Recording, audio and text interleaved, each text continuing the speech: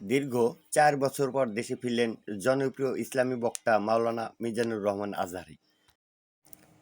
তিনি ২ অক্টোবর বুধবার নিজের ভেরিফাইড ফেসবুক পেজে তিনি নিজেই এ তথ্য নিশ্চিত করেছেন। তিনি সন্ধ্যা ৬:৩০টার পর দেওয়া এই পোস্টে আজহারী বলেন, আলহামদুলিল্লাহ, সালামতে প্রিয় মাতৃভূমিতে এসে পৌঁছালাম। পরম করুণাময় এই প্রত্যাবর্তনকে বরকতময় করুন।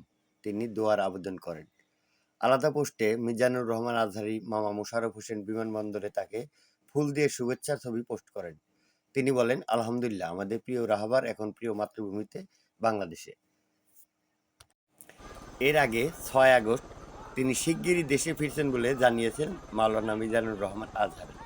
তিনি নিজের ভেরিফাইড ফেসবুক পেজে এই ভিডিও বার্তায় তিনি বলেন, অনেকে আমাকে মেসেজ করে ও ব্যক্তিগতভাবে ফোন করে জানতে চেয়েছেন আমি কবে দেশে ফিরব।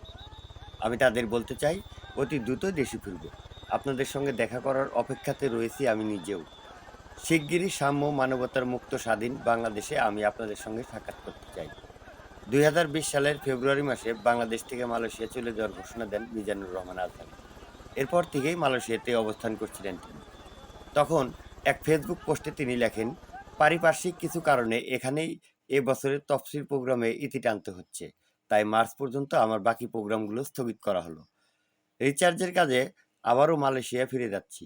আল্লাহ রাব্বিল আলামিন সুযোগ করে দিলেও আবার দেখা হবে ও কথা হবে ইনশাআল্লাহ।